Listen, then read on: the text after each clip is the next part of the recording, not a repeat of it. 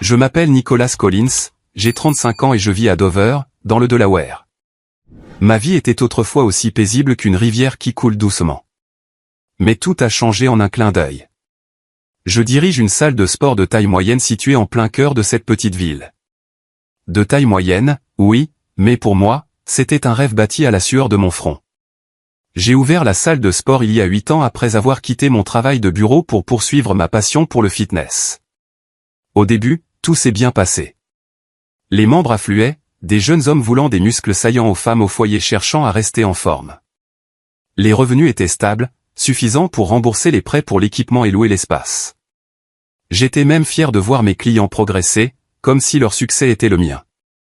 Mais ensuite, la pandémie a frappé.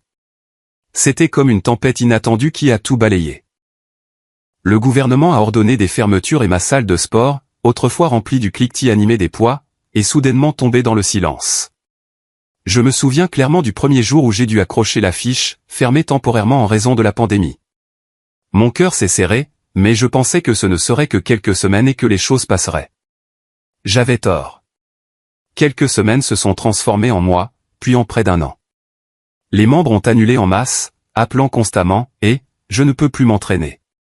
Pouvez-vous me rembourser ?» ou « je suis passé aux entraînements en ligne. » Désolé, mais je dois annuler. Je comprenais. Tout le monde avait des difficultés, mais chaque appel était comme un coup de couteau dans le cœur.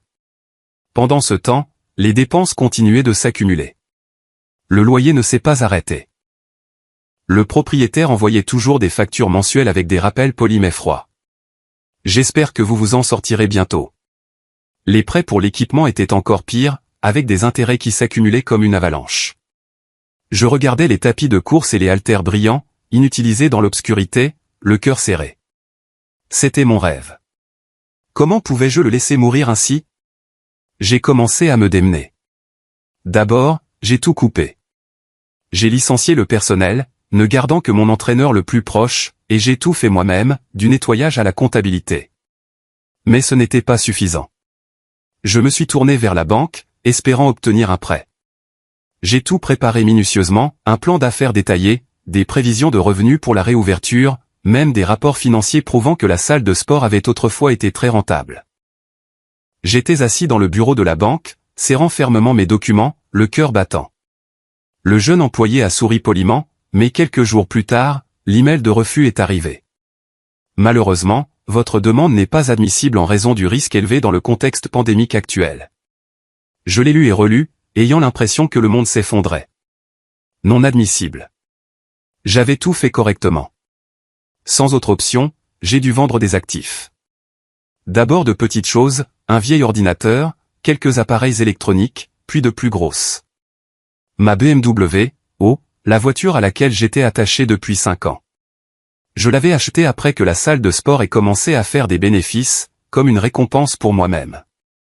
Chaque matin en la conduisant à la salle de sport, j'avais l'impression de voler sur la route. Maintenant, je devais la mettre en vente en ligne. Le premier acheteur est venu, l'a essayé et a négocié. Vendez-la un peu moins cher. C'est la pandémie. J'ai serré les dents et j'ai accepté. Mais quand j'ai remis les clés, les larmes ont failli couler. Ce n'était pas juste une voiture. C'était un symbole de mon indépendance. Après la vente, j'ai eu un peu d'argent, mais ce n'était toujours pas suffisant. J'ai emprunté à des amis, appelant tous mes proches. Et, Nick, de combien as-tu besoin? Je te l'envoie tout de suite. Ils m'ont aidé, mais tout le monde a ses limites. Au total, j'ai rassemblé assez pour les dettes à court terme. Mais il me manquait encore exactement $50 000 pour maintenir la salle de sport en vie pendant cette période critique. $50 000, le chiffre qui me hantait jour et nuit. Avec ça, je pouvais payer le loyer, empêcher la saisie de l'équipement et attendre la réouverture. Sans ça, tout s'effondrerait. Ces nuits-là, je restais éveillé, fixant le plafond sombre. Daisy, ma femme, me serrait par derrière et chuchotait, « Je sais que tu trouveras une solution. Je crois en toi. » Mais je savais que la seule option qui restait était de me tourner vers mes parents biologiques, Kenneth et Louise Collins, qui vivaient à Alexandria, en Virginie. Nous n'étions pas très proches, mais ils étaient ma famille. J'ai hésité pendant de nombreuses nuits. La dernière fois que je les avais vus, c'était à Noël dernier, et les conversations tournaient toujours autour de mon jeune frère, Harrison. Harrison ceci, Harrison cela. J'étais le fils aîné, mais à leurs yeux, je me débrouillais toujours seul. Je me suis dit, je ne fais qu'emprunter, je ne m'en dis pas. Je vais le faire officiellement avec des papiers, payer des intérêts complets, même plus élevés que ceux de la banque. Ce n'est pas de la charité, juste un prêt familial. Ce matin-là, j'ai conduit ma vieille guimbarde, le remplacement de la BMW, vers Alexandria. L'autoroute s'étendait à l'infini, le vent sifflant par la fenêtre fissurée. La maison de mes parents était la même, une maison de 2 étages avec un jardin verdoyant luxuriant, un symbole de la stabilité que j'avais toujours envié. J'ai frappé, me forçant à sourire. Maman a ouvert la porte, son visage montrant de la surprise. « Nick, pourquoi cette visite soudaine ?» Elle m'a serré légèrement dans ses bras, mais c'était froid, pas chaleureux comme avant. Papa est venu du salon, journal à la main, ses lunettes glissant sur son nez. « Entre, mon fils. » Nous nous sommes assis à la table de la salle à manger, l'atmosphère lourde dès le début. J'ai pris une profonde inspiration et j'ai commencé. « Maman, papa, ma salle de sport est en difficulté à cause de la pandémie. Les membres ont tous annulé. Les dépenses continuent d'arriver. J'ai vendu ma voiture, emprunté à des amis, mais il me manque 50 000 $ pour survivre. J'ai juste besoin d'un prêt avec des papiers et des intérêts complets. » Je les ai regardés, cherchant dans leurs yeux le moindre signe d'inquiétude, une question, un mot d'inquiétude, ou même juste une question sur l'entreprise, comment je prévoyais de gérer, mais il n'y avait rien. Papa a plié le journal, l'a posé sur la table et m'a regardé à travers ses lunettes avec un calme glacial. Maman a évité mon regard, tripotant sa tasse de thé comme si elle était occupée pour éviter de me faire face. Papa a parlé le premier, sa voix ferme mais pas élevée. « Nous ne pouvons pas t'aider avec ça, mon fils. » Mon cœur s'est arrêté. J'ai demandé, en essayant de rester calme, « Pourquoi pas, papa ? C'est juste une difficulté temporaire. J'emprunterai et je rembourserai intégralement avec des papiers clairs. » Papa a secoué la tête lentement, comme s'il avait préparé la réponse. « Il ne s'agit pas de savoir si tu rembourseras. C'est que nous ne voulons pas prendre ce risque en ce moment. » Je me suis penché en avant, essayant de persuader. « Je comprends le risque. Mais si je surmonte cette phase, tout ira bien. Je ne demande pas un cadeau. Je demande un prêt. » Papa a laissé échapper un court soupir, puis a dit sur le ton familier que j'avais entendu depuis l'enfance, « Les affaires signifient accepter des risques. Tu es grand maintenant. Tes affaires sont les tiennes à gérer. » Il a fait une pause, puis a ajouté sans détour, « Cet argent est mis de côté pour ton frère. » En entendant ça, ma poitrine s'est serrée comme si on la pressait. Harrison a un long avenir devant lui, a poursuivi papa fermement. Nous devons subvenir à ses besoins.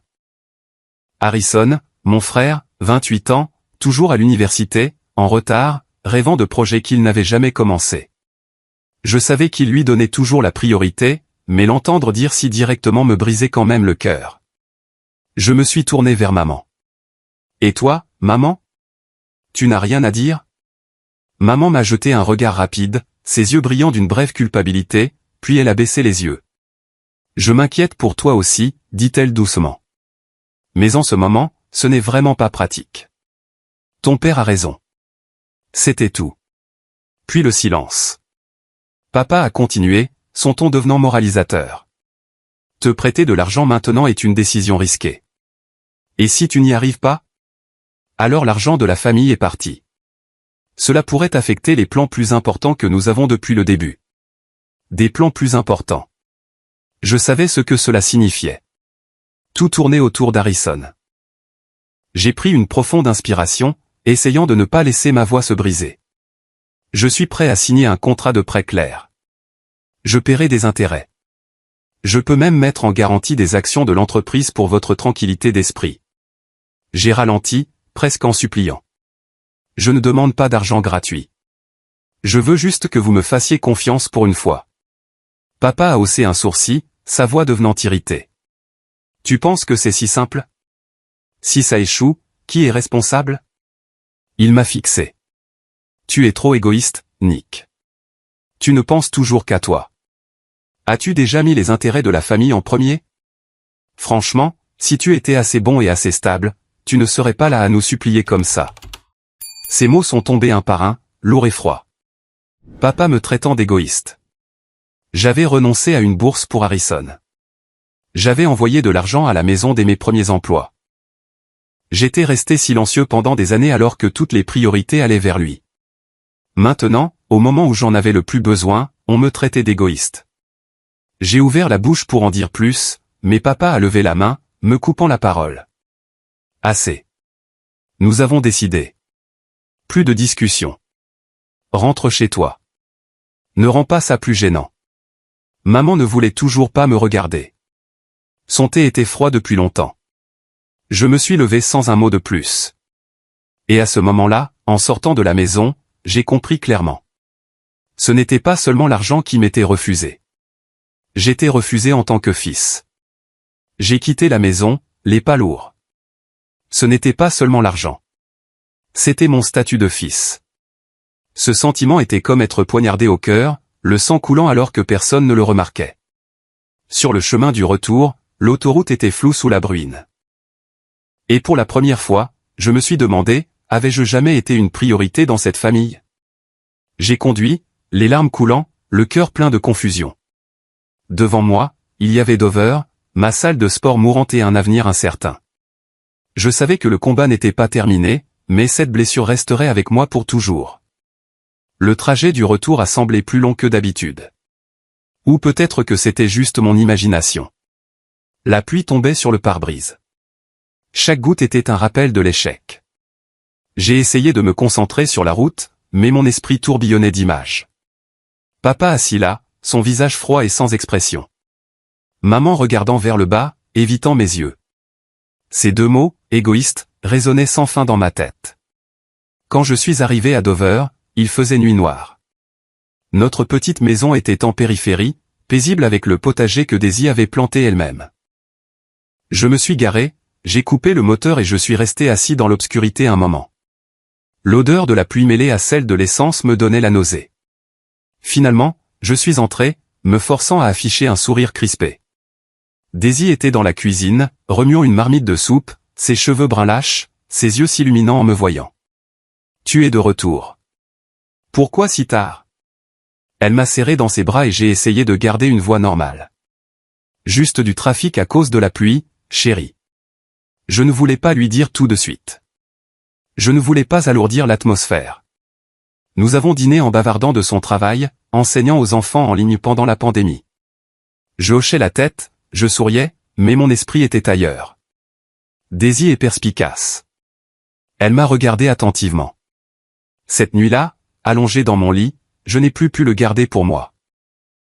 La faible veilleuse projetait des ombres sur le plafond et j'ai commencé à lui raconter, « Chérie, la salle de sport, elle meurt lentement. La banque a refusé le prêt. J'ai tout vendu, emprunté à des amis, mais il me manque encore 50 000 $.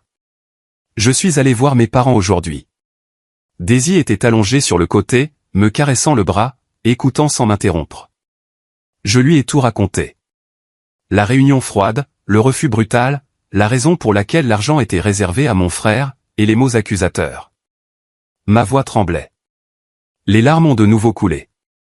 Ils m'ont traité d'égoïste, tu sais, comme si je n'avais jamais rien sacrifié pour la famille. Daisy est restée silencieuse un moment, puis m'a serré fort dans ses bras. Ne sois pas triste. Ils ont leurs propres raisons, mais nous allons surmonter ça ensemble. Je crois en toi. Elle n'a pas blâmé mes parents ni ne m'a poussé à faire autre chose. Elle m'a juste réconforté et cela m'a réchauffé le cœur. Nous nous sommes endormis en nous tenant, mais je suis resté éveillé pendant des heures, l'esprit plein de soucis. 50 000 $. Ce chiffre hantait mes rêves comme un fantôme. Les jours suivants ont été un enfer. La pandémie faisait rage, les rues étaient vides, tout le monde portait un masque. J'allais à la salle de sport tous les jours, mais seulement pour regarder les factures qui s'empilaient. Le propriétaire appelait constamment. « Nick, tu dois payer ce mois-ci, n'est-ce pas? Je comprends que c'est difficile, mais j'ai mes propres obligations. » Je faisais des promesses en sachant que je mentais. Les prêteurs d'équipements ont commencé à envoyer des avis. La banque continuait d'envoyer des avertissements. J'ai réduit au strict minimum, éteignant les lumières, la climatisation, nettoyant même tout moi-même pour économiser chaque centime. Mais c'était inutile. Chaque matin, en me réveillant, en regardant Daisy préparer le petit déjeuner, la culpabilité me rongeait. Elle était mon seul soutien, mais je ne voulais pas l'entraîner dans ma chute. Je prends des cours supplémentaires aujourd'hui pour gagner un peu plus, a-t-elle dit. J'ai secoué la tête. Je ne veux pas que tu travailles plus dur. Laisse-moi m'en occuper. Mais comment? L'idée de vendre la salle de sport a commencé à s'insinuer, tranchante comme un couteau coupant la chair. C'était mon rêve, notre avenir. Si je le perdais, que serais-je? Une semaine s'est écoulée, tendue et lente. J'ai essayé d'agir normalement, dînant avec Daisy, regardant de vieux films, plaisantant. Mais la nuit, je restais allongé à penser à l'avenir. Devrais-je fermer définitivement? Daisy serait-elle déçue? Puis un après-midi, alors que les restrictions étaient toujours en place, que les gens étaient invités à rester chez eux et à éviter de voyager, j'ai entendu frapper à la porte. J'étais à mon bureau, la tête baissée sur les livres, le cœur battant d'inquiétude quand la sonnette a retenti. Qui cela pouvait-il être à cette heure? Daisy enseignait en ligne. J'étais seul à la maison. J'ai ouvert la porte et je me suis figé. Joseph et Anna Miller, mes beaux-parents, se tenaient là, des masques couvrant la moitié de leur visage, portant une petite valise. « Pourquoi êtes-vous ici » ai-je balbutié, choqué et inquiet. Ils vivaient dans le comté de Talbot, dans le Maryland, à des heures de route. Voyager pendant la pandémie était risqué, surtout pour des personnes âgées comme eux. Joseph avait environ 60 ans, grand et mince avec des yeux bienveillants. Anna se tenait à ses côtés, soignée et ordonnée, son regard chaleureux familier visible même derrière le masque. Ils sont entrés et la maison s'est soudainement sentie plus chaude. Joseph a enlevé son masque et a souri faiblement. Nous avons été prudents, mon fils. Masque, désinfection tout le long du chemin, Anna m'a serré légèrement dans ses bras, l'odeur familière de ses biscuits s'échappant d'elle. Je les ai conduits au salon et j'ai rapidement fait du thé. Mon cœur battait la chamade. Je n'avais aucune idée de la raison de leur présence inopinée. Nous ne nous étions pas vus depuis des mois à cause de la pandémie. Est-ce que vous allez bien tous les deux? Pourquoi n'avez-vous pas appelé d'abord, ai-je demandé, la voix inquiète. Joseph s'est assis et m'a regardé sérieusement. Nous savons que tu as des difficultés. Daisy l'a mentionné brièvement. Mon cœur s'est serré. Daisy leur avait dit. Elle ne m'avait rien dit. La réunion a été courte et directe, fidèle à leur nature. Pas de détour. Joseph a sorti une épaisse enveloppe de sa poche et l'a posée sur la table. Prends cet argent, mon fils. Ça t'aidera à traverser cette période. J'ai pris l'enveloppe, les mains tremblantes. Je l'ai ouverte et mon cœur s'est arrêté. Des billets de dollars neufs et croustillants, soigneusement empilés. Exactement 50 000 $. J'étais abasourdi, les yeux écarquillés. Comment pouvez-vous me donner autant? D'où cela vient-il? Toutes sortes de pensées me traversaient l'esprit. Avait-il vendu des terres? Emprunté à un taux d'intérêt élevé? Joseph et Anna ont échangé un regard, une lueur d'inquiétude dans ses yeux à elle. Ne t'inquiète pas pour ça, a dit Joseph de sa voix calme et chaleureuse. Nous y avons réfléchi. Concentre-toi sur ton entreprise, mon fils. Pas besoin de poser trop de questions.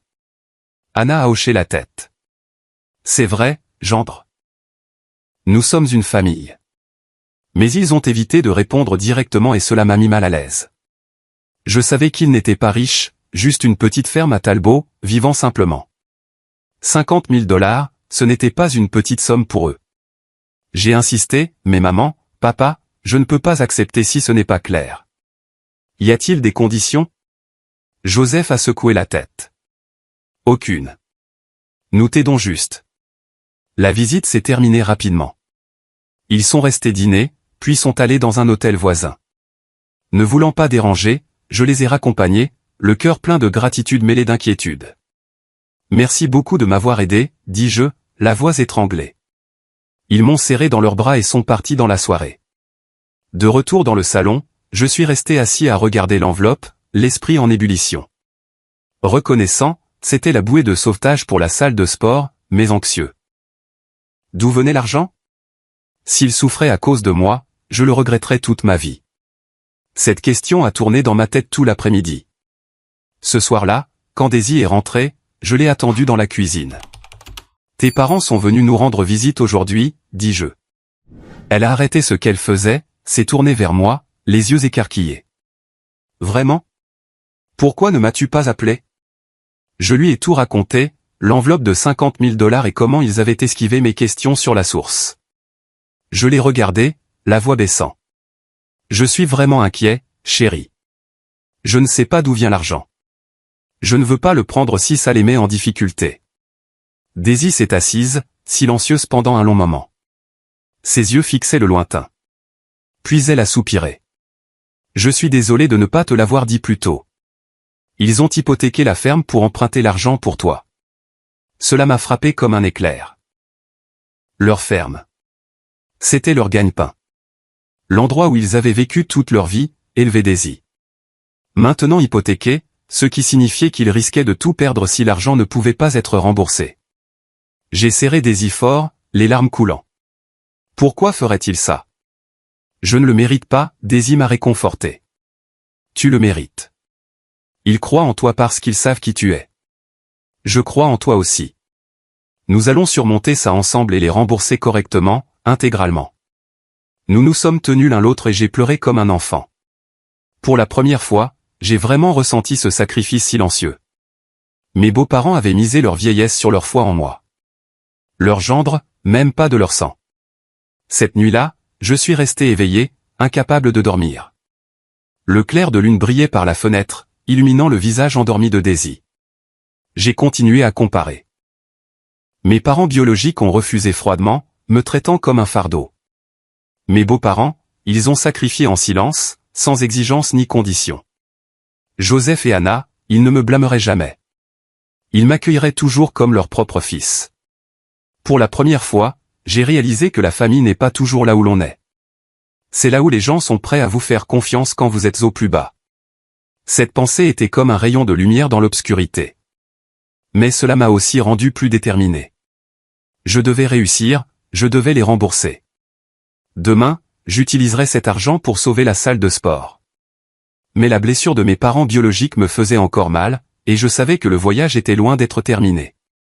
Le lendemain matin, je me suis réveillé plus tôt que d'habitude. Les premiers rayons de l'aube filtraient à travers les rideaux, brillant directement sur l'enveloppe, toujours intacte sur le bureau. Daisy dormait encore profondément, son visage paisible après une longue nuit épuisante. Je me suis fait une tasse de café, je me suis assis et j'ai pris l'enveloppe avec des mains légèrement tremblantes. 50 000 $, pas seulement un chiffre, mais le sacrifice silencieux de Joseph et Anna pour moi. La ferme du comté de Talbot, où ils avaient versé leur sueur et leurs larmes pendant tant d'années, était maintenant hypothéquée à cause de moi. Cette pensée m'a serré la poitrine comme si quelqu'un la pressait. Je ne pouvais pas les laisser tomber. J'ai pris une profonde inspiration et j'ai commencé à agir. D'abord, j'ai appelé le propriétaire. « Madame, je vous transférerai l'argent aujourd'hui. Merci beaucoup de votre compréhension. » Sa voix semblait soulagée. « C'est super, Nick. Continue comme ça. » Ensuite, c'était la banque, pour rembourser le prêt d'équipement qui pesait sur moi comme une épée de Damoclès. Chaque clic de virement me semblait être un souffle de soulagement.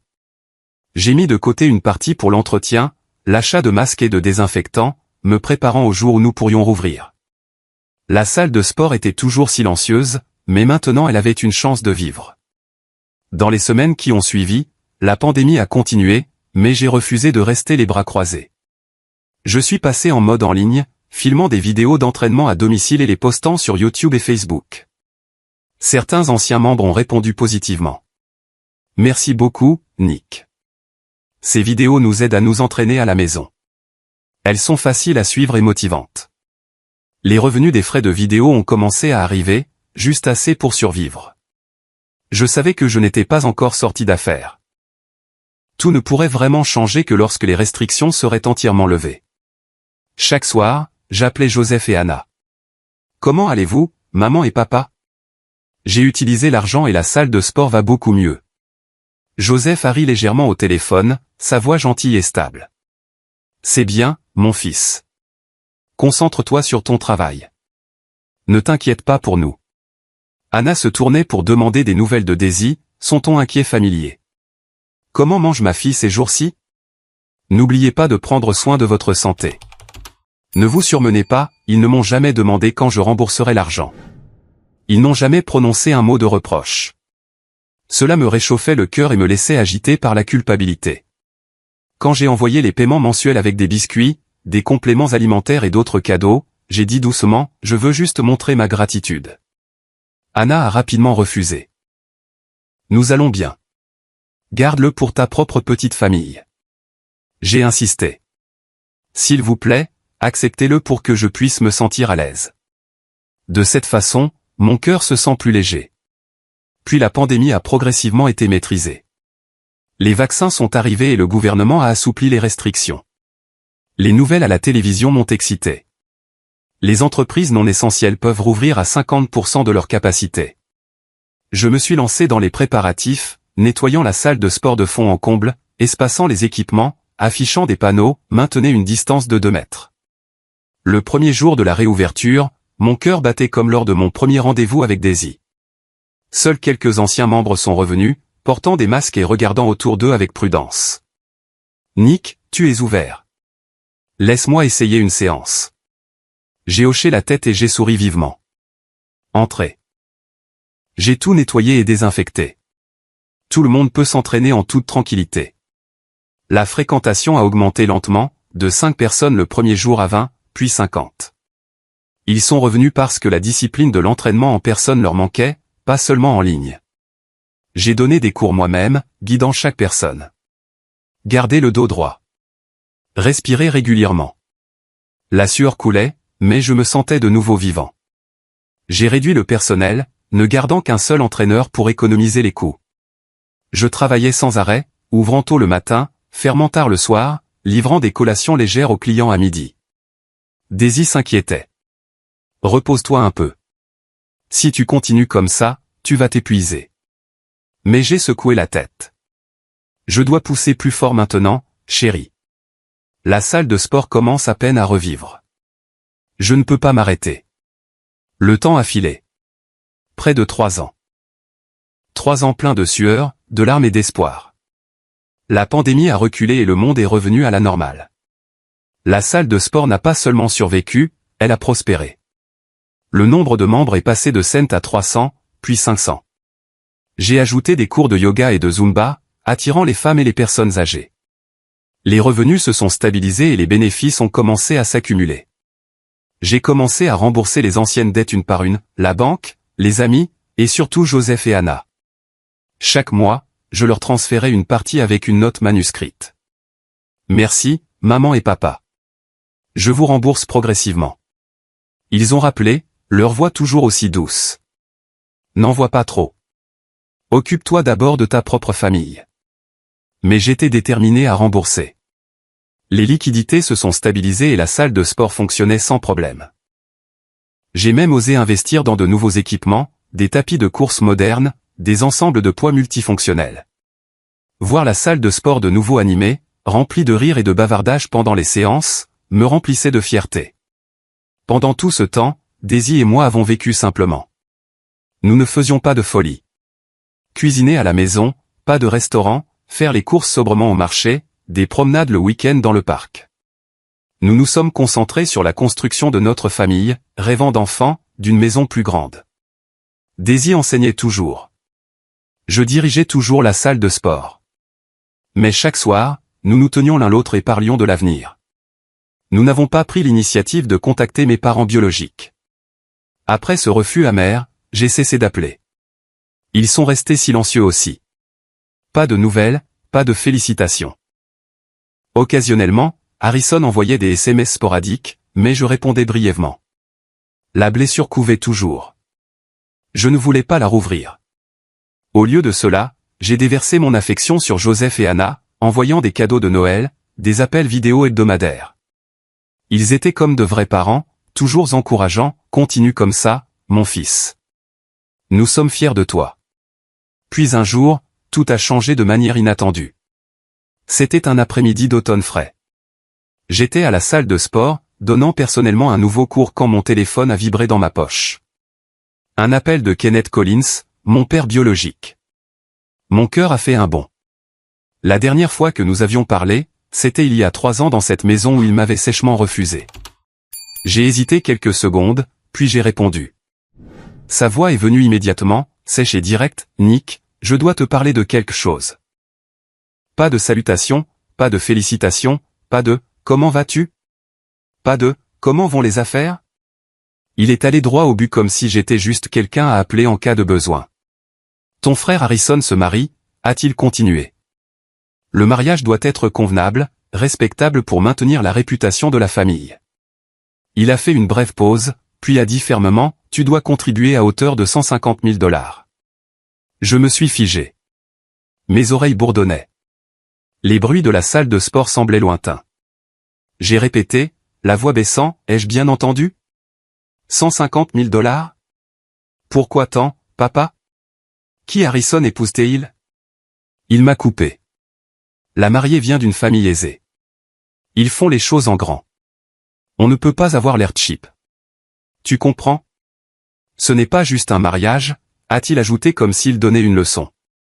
C'est un événement familial important. Il n'a pas mentionné le passé. Pas le moment où j'ai supplié pour 50 000 $ quand la salle de sport était au bord de la faillite. Pas les 3 ans où j'ai lutté seul, vendant ma voiture, portant des dettes, me battant jour après jour. C'était comme si rien de tout cela n'était jamais arrivé. J'ai dégluti et j'ai hésité. Mais 150 000 $, c'est bien au-delà de mes moyens. Je peux aider avec une partie, mais je ne peux pas me permettre autant. Sa voix s'est immédiatement aiguisée. Pourquoi toutes ces questions ? C'est pour ton frère, pour l'honneur de la famille. Tu es stable maintenant. L'aider une fois ne devrait pas être un problème. Puis la voix de ma mère s'est ajoutée. Elle écoutait sur le haut-parleur. C'est vrai, mon fils. Maintenant que tu as du succès, aider Harrison est tout naturel. Les frères ne devraient pas être mesquins comme des étrangers. Ces mots m'ont transpercé comme un couteau. Je me suis affalé sur une chaise, serrant fermement le téléphone. À ce moment-là, j'ai compris clairement. Aux yeux de mes parents biologiques, mon succès n'était jamais quelque chose dont il fallait être fier. C'était juste une ressource, un distributeur automatique mobile, quelque chose à retirer quand Harrison en avait besoin.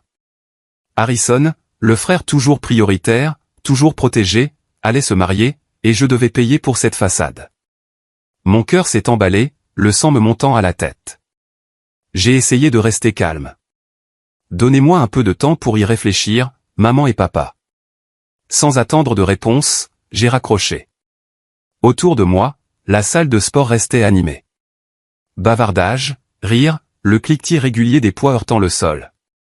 Mais j'étais assis là, isolé, à l'endroit même que j'avais construit, réalisant pour la première fois que l'appel n'était pas une demande. C'était une exigence. Ma main serrait toujours fermement le téléphone.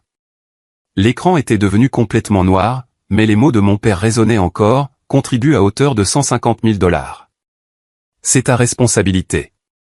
Responsabilité ? J'ai souri intérieurement, mais le sourire était amèrement douloureux.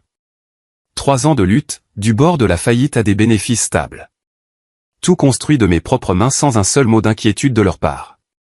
Maintenant, quand Harrison, leur garçon en or, était sur le point de se marier, il revenait, traitant mon succès comme un portefeuille, prêt à être ouvert. Mon cœur battait la chamade. Le sang me montait à la tête. Mais je n'ai pas répondu tout de suite.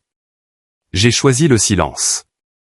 J'avais besoin de temps pour réfléchir, pour comprendre exactement à quoi je faisais face. Cet après-midi-là, j'ai conduit plus lentement que d'habitude pour rentrer chez moi. Les rues de Dover étaient familières. Des rangées d'arbres avec des feuilles dorées éparses qui tombaient. Le vent d'automne frais sifflant par la fenêtre. Mais tout semblait brumeux, comme si le monde s'était réduit à cet appel téléphonique.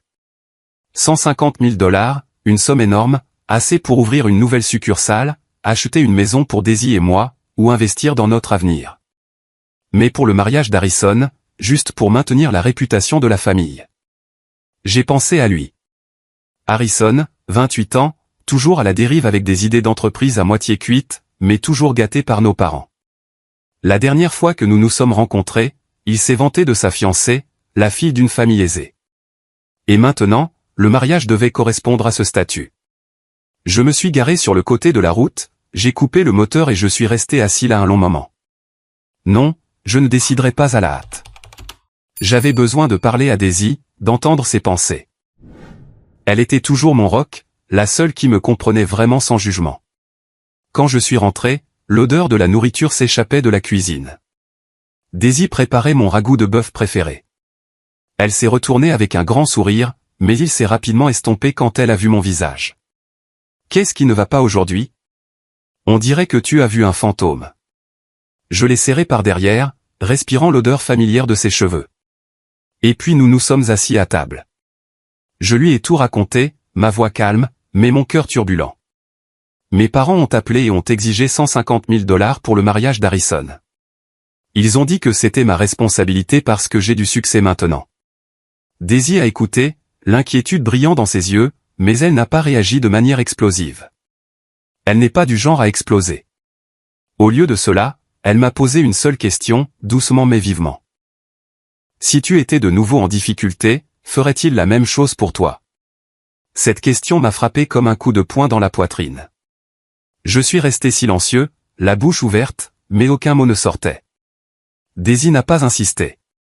Elle est restée assise là, me caressant la main, attendant une réponse. Et puis, comme une digue qui se rompt, un flot de vieux souvenirs est revenu. Des souvenirs que j'avais essayé d'enterrer profondément pour oublier afin de pouvoir avancer.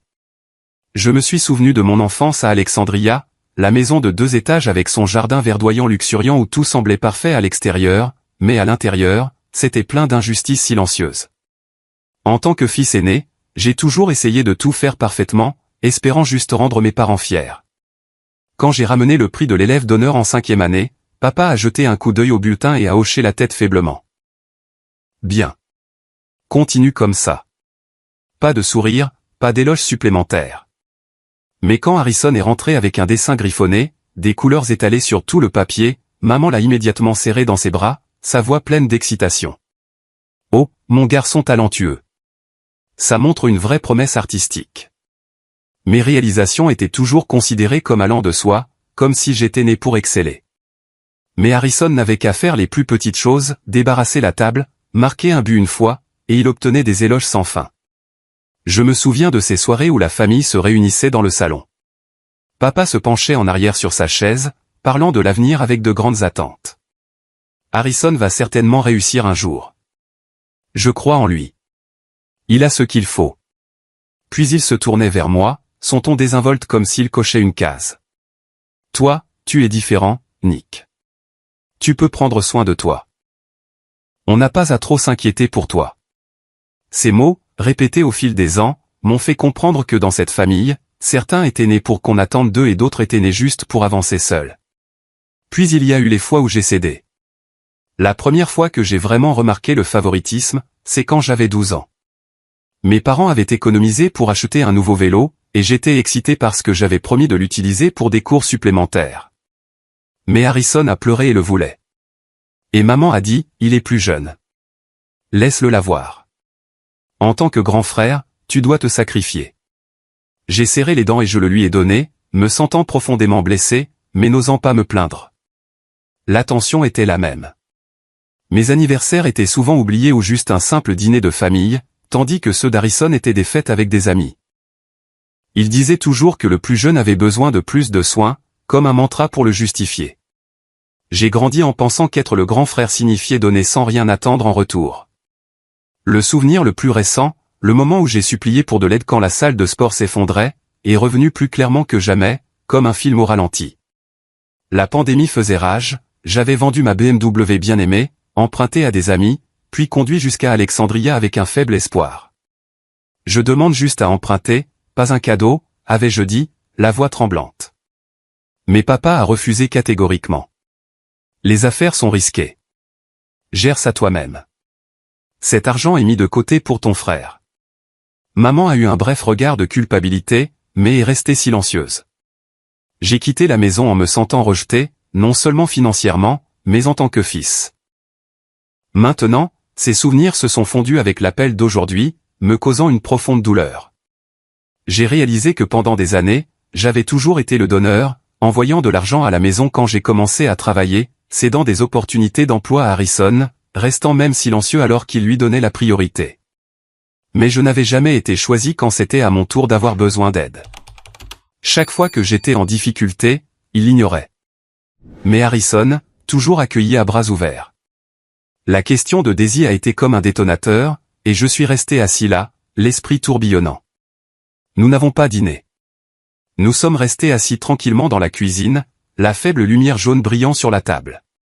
Tu ne connais pas la réponse à ça, ai-je chuchoté, mais au fond de moi, je savais. Non, il ne le ferait pas. Pas comme la dernière fois ou la fois d'avant. Daisy m'a serré dans ses bras, sa voix calme mais ferme. Réfléchis-y bien. Quelle que soit ta décision, je serai là pour te soutenir. Cette nuit-là, j'ai à peine dormi. J'étais allongé à côté de Daisy, écoutant sa respiration régulière dans l'obscurité tandis que mon esprit était un enchevêtrement. Je me suis tourné et retourné, les yeux fixés sur le réveil. 2 heures du matin, puis 4 heures. Tout, du passé au présent, s'est accumulé en même temps, et la demande de $150 000 m'a semblé être la goutte d'eau qui a fait déborder le vase. Soudain, j'ai compris quelque chose de très clair. Je ne leur devais plus rien. Mon succès a été construit par moi seul, à la sueur de mon front et après des années à être négligé. Ce n'était pas quelque chose à utiliser pour Harrison, ni le prix que je devais payer pour une soi-disant réputation familiale. Le lendemain matin, mes yeux étaient cernés par le manque de sommeil, mais mon esprit était clair. Je savais ce que j'allais dire. Je ne paierai pas pour le mariage d'Harrison. J'ai pris le téléphone, je suis resté immobile un moment, puis j'ai composé le numéro. Il a sonné un bon moment, assez longtemps pour que j'envisage de raccrocher. Mais ensuite, la voix de papa est venue, familière mais distante. As-tu réfléchi? J'ai pris une profonde inspiration et j'ai gardé une voix stable. Maman, papa, j'ai bien réfléchi. Je ne peux pas et je ne veux pas répondre à cette demande. Il y a eu un silence à l'autre bout pendant quelques secondes. Je savais qu'il se retenait. Puis sa voix est devenue lourde et dure. Qu'est-ce que tu veux dire par là? Le mariage d'Harrison est une grande affaire de famille. Tu es son frère. N'as-tu aucune responsabilité?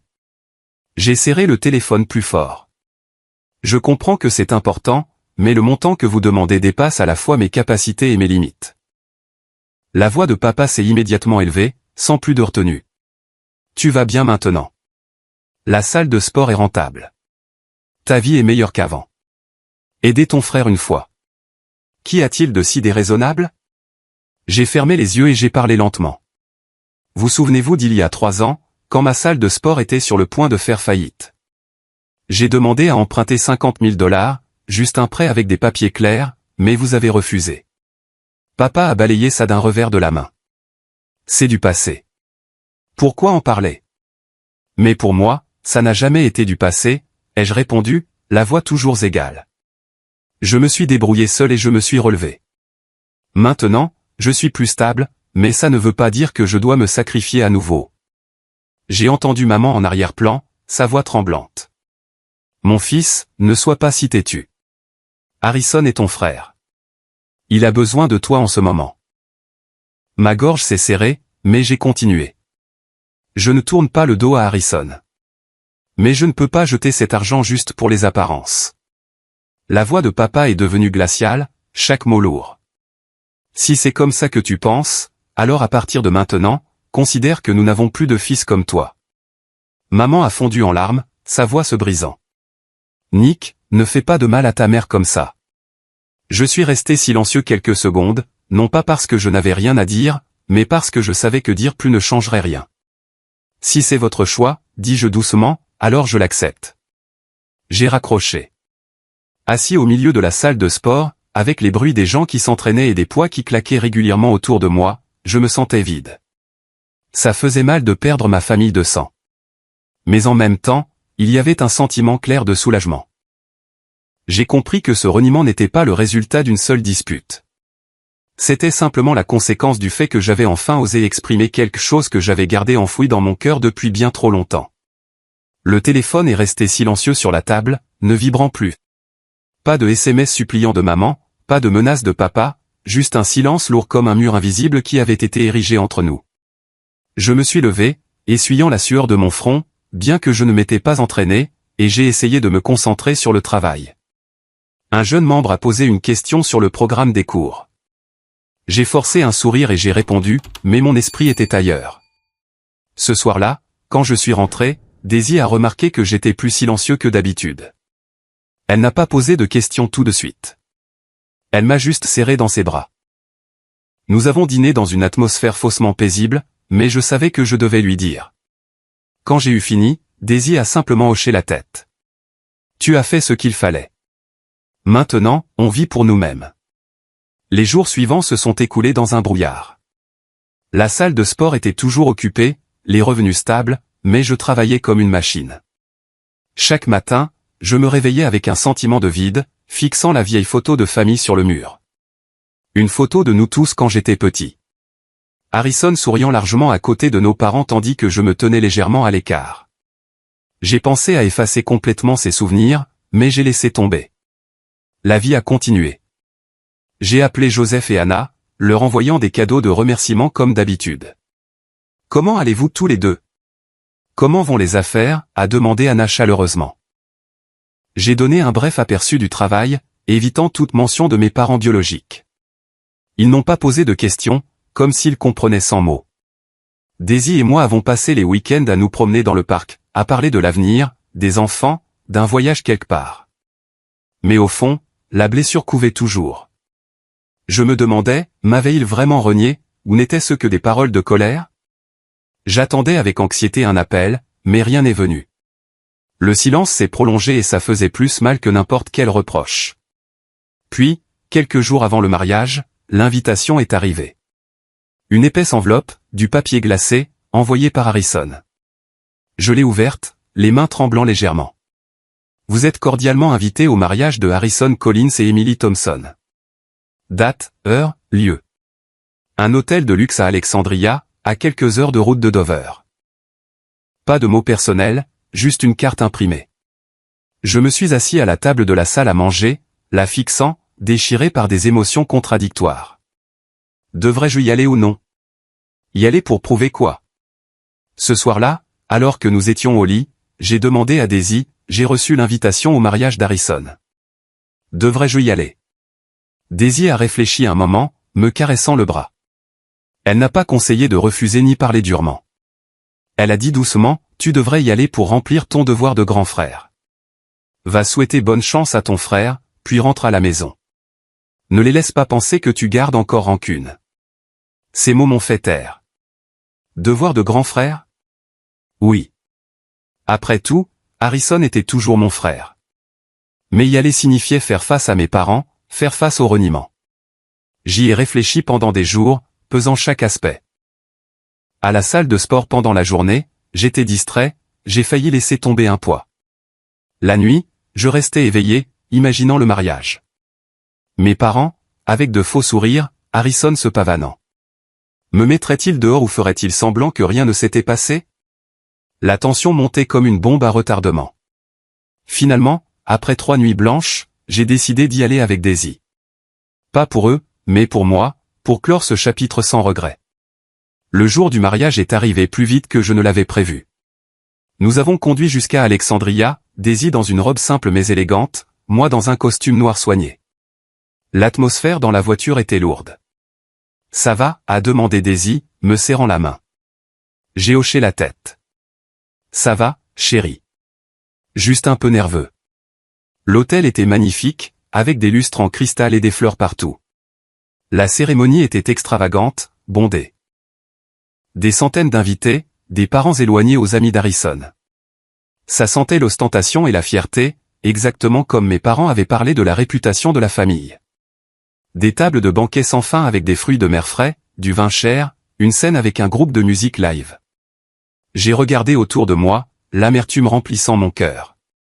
150 000 $, probablement plus, pour payer ce spectacle. Harrison se tenait là, dans un costume blanc, rayonnant à côté de sa fiancée Emily, une belle fille d'une famille riche. Ils avaient l'air heureux, mais je me demandais, était-ce un vrai bonheur ou juste une façade ? Dès notre arrivée, la froideur était palpable. Mes parents biologiques se tenaient à l'entrée, saluant les invités, mais quand ils nous ont vus, papa s'est détourné, faisant semblant de parler à quelqu'un d'autre. Maman a jeté un bref coup d'œil, ses yeux rouges, mais n'a offert aucune salutation, aucune présentation aux parents. Voici Nick, notre fils aîné. Ces mots n'ont jamais été prononcés.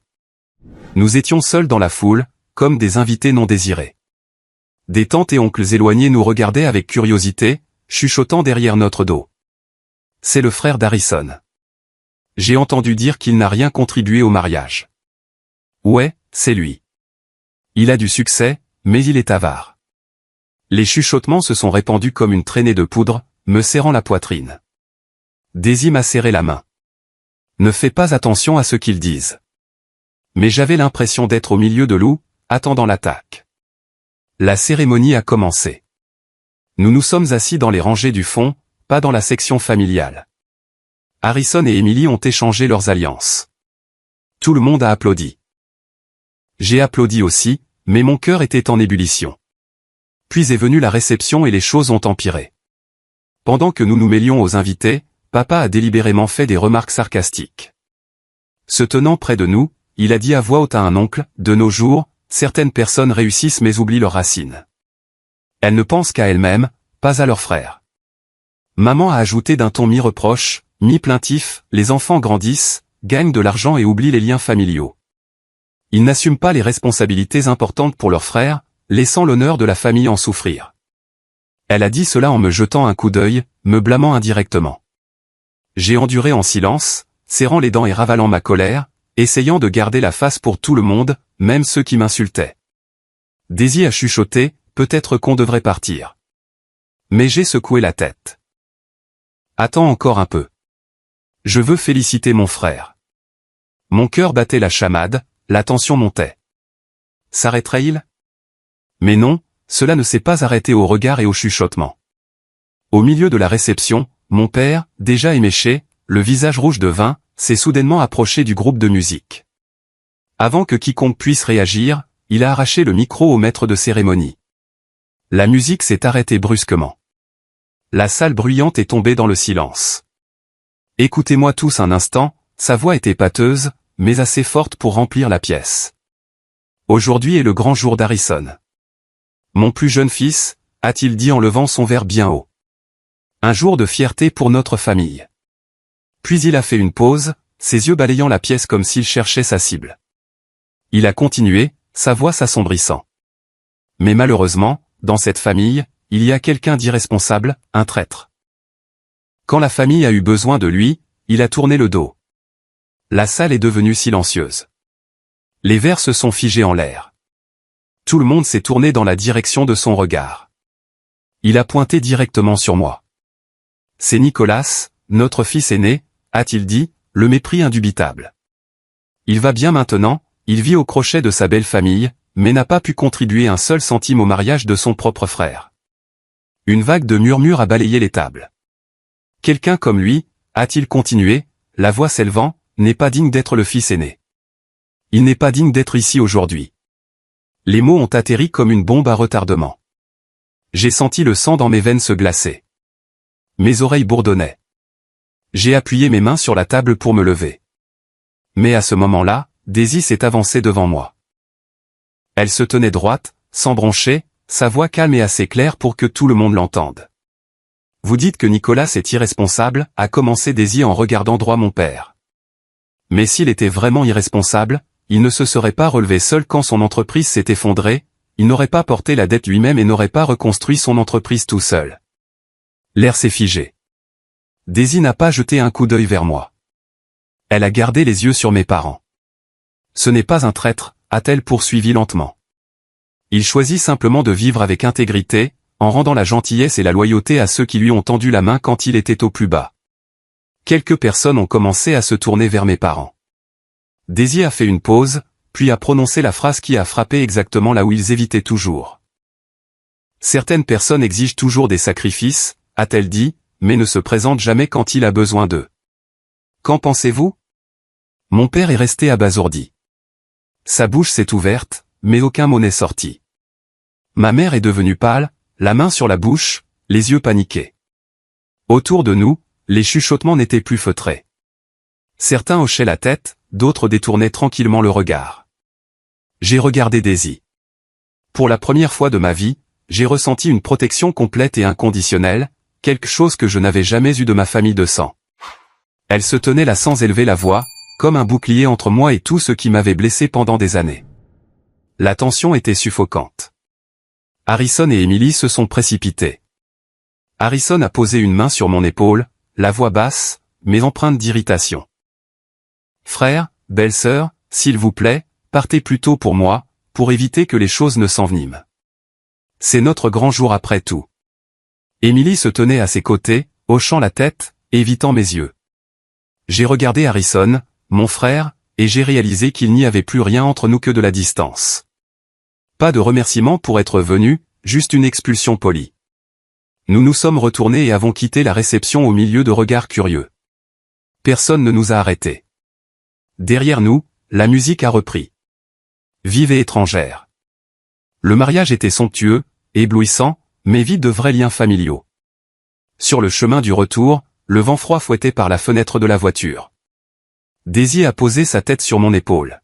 « Tu es fier de moi ?» a-t-elle demandé doucement. J'ai hoché la tête, la gorge serrée. « Tu es tout pour moi. » Cette nuit-là, de retour à Dover, nous nous sommes tenus l'un l'autre pendant que nous dormions. Mais je savais que ce mariage n'était pas la fin. C'était le début d'une rupture complète. L'avenir qui s'annonçait comportait des incertitudes. Il pourrait y avoir des représailles.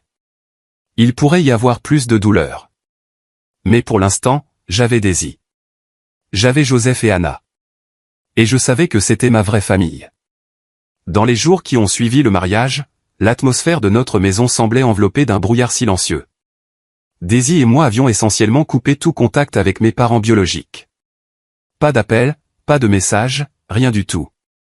Harrison a envoyé un bref SMS. « Merci d'être venu. » Mais je n'ai pas répondu. Je n'étais pas en colère contre lui. Il n'était qu'une victime de ce favoritisme. Mais j'étais épuisé par tout ce drame. Nous nous sommes reconcentrés sur nos propres vies.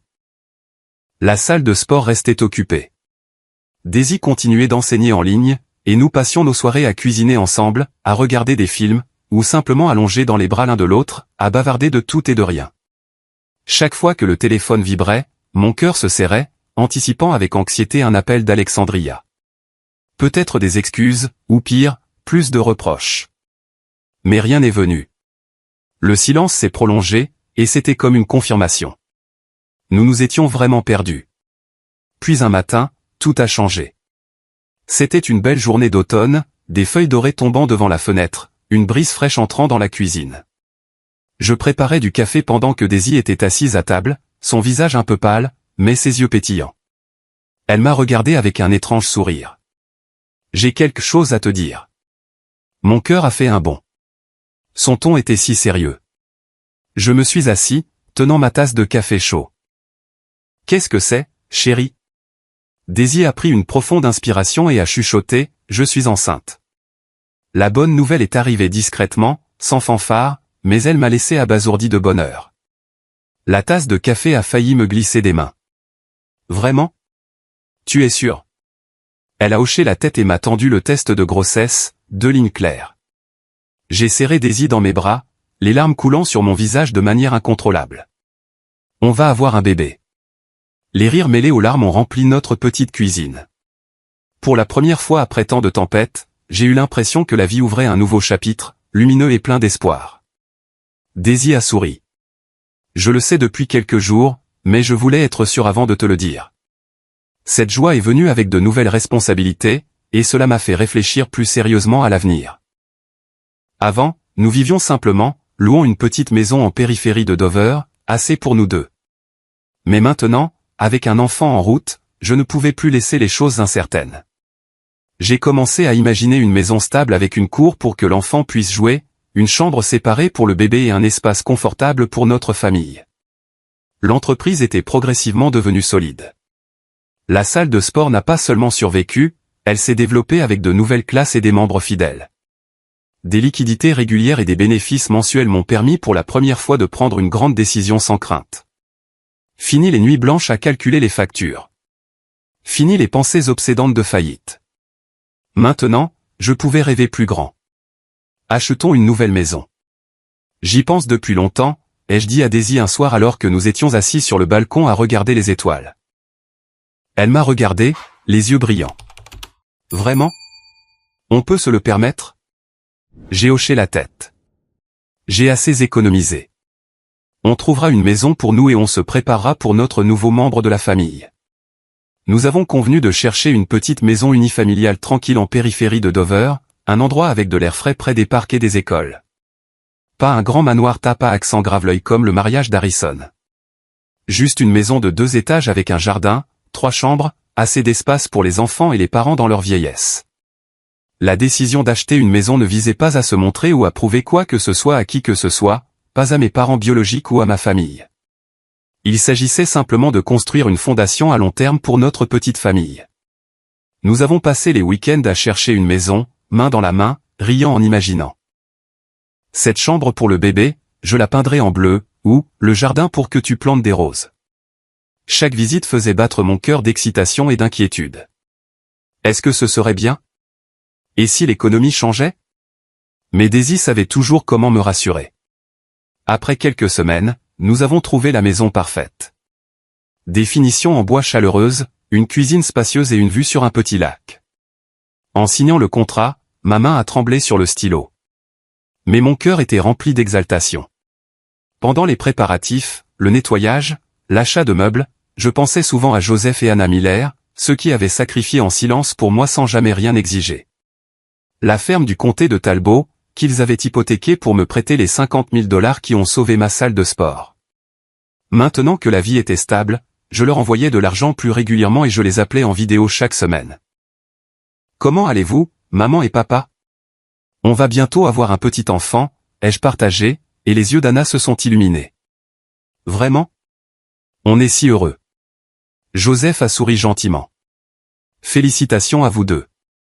Ils n'ont jamais mentionné l'argent, comme si cela n'était jamais arrivé, mais je me souvenais clairement et mon cœur était plein de gratitude.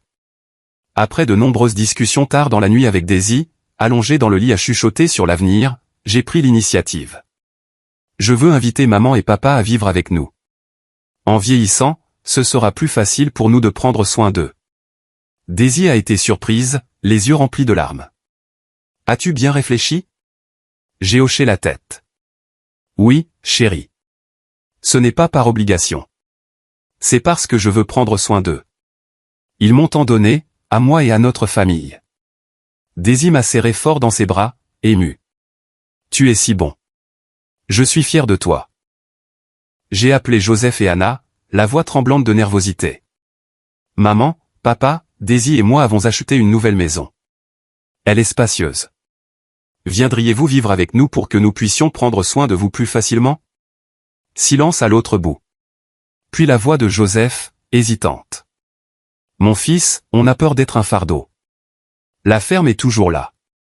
On y est habitué. Anna a ajouté, ton père a raison. On ne veut pas que tu t'inquiètes pour nous. Mais j'ai persisté.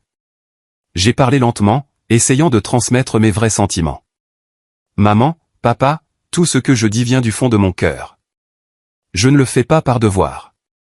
Je veux juste vous rendre votre gentillesse et prendre soin de vous tant que je le peux encore. Daisy a doucement rejoint l'appel, sa voix chaleureuse et sincère.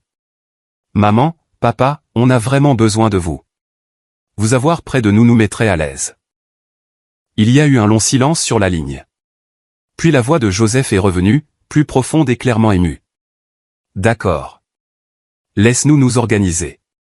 T'entendre dire ça nous réchauffe le cœur. La semaine suivante, Joseph et Anna sont venus voir la maison. En entrant dans le jardin, leurs yeux se sont naturellement illuminés. Anna a regardé autour d'elle et a dit doucement, comme si elle avait peur de briser le moment, la maison est si belle et paisible. Nous nous sommes tenus là, nous embrassant les uns les autres. À ce moment-là, je l'ai senti très clairement pour la première fois.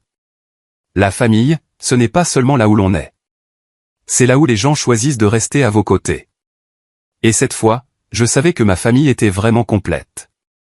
La nouvelle maison est rapidement devenue un foyer chaleureux. Nous avons emménagé et arrangé des meubles simples, le vieux canapé confortable, une table à manger en bois, et une chambre pour Joseph et Anna avec vue sur le lac. Ils ont emménagé quelques semaines plus tard, n'apportant que quelques affaires de la ferme. des plantes en pot, de vieilles photos et l'odeur familière de la pâtisserie maison. La vie a ralenti. Le matin, Joseph m'aidait à réparer la voiture. Anna apprenait à Daisy des recettes de famille. Pas de pression, pas de conditions. Personne ne demandait rien, juste du partage. Le ventre de Daisy grossissait, et nous rions quand le bébé donnait des coups de pied. Notre petit, 6 joueurs.